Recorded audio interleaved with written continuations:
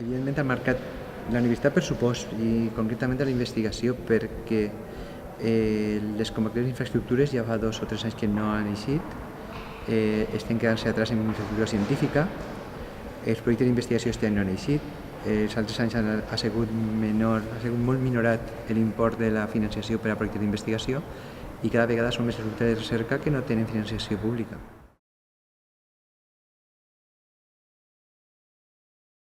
Potser la línia més important ha sigut intentar pal·liar la davallada d'inversió pública i que la universitat no patisquera massa la falta de financiació pública en la investigació, mantindre els nivells d'investigació en menys financiació.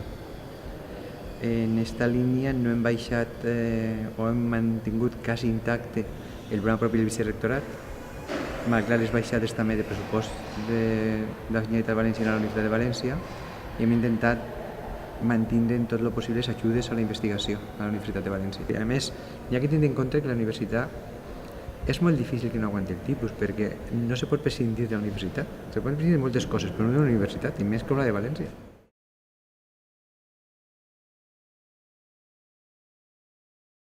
Sí, afecta almenys en com s'està enfocant la recerca o la búsqueda de recursos, perquè estem desenvolupant línies de búsqueda a Europa, apropant-se a l'horitzó 2020 de la Unió Europea. Els investigadors estan buscant socis internacionals i també s'està pressionant molt l'investigador també a publicar, però també a col·laborar amb empreses, i està desenvolupant-se una línia molt activa de cooperació i col·laboració amb l'empresa.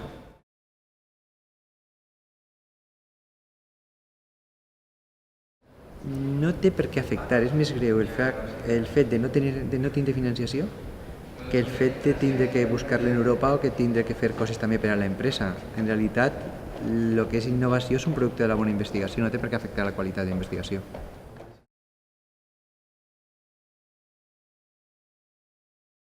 N'hi ha polítics que diuen tan demagògicament que les universitats tenen un paper en l'economia basada en el coneixement. Realment ho tenen si els polítics ho creuen, perquè el problema és que s'està baixant la financiació i entonces no està desenvolupant-se una economia basada en el coneixement. Les universitats podrien participar en aquesta economia, evidentment.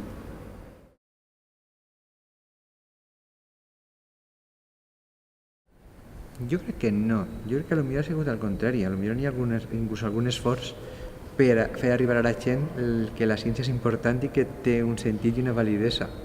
Jo crec que precisament a nivell de comunicació no ha empitjorat la cosa. No sé si ha millorat, però no ha empitjorat quasi segur.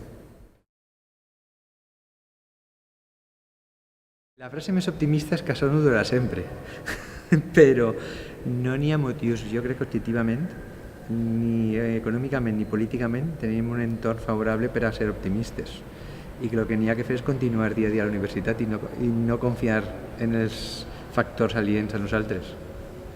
Són capaços, jo crec que la universitat és capaç, fins ara, d'aïllar-se parcialment del que està succeint fora, de continuar investigant, de continuar formant gent. Això és un missatge positiu, perquè tenim motius més que suficients moltes voltes per a pensar que això no podrà continuar, però no és veritat, estem continuant, estem invertint, i jo crec que la gent, els estudiants, se veuen recolzats per les nostres polítiques i que és el missatge positiu que podem donar.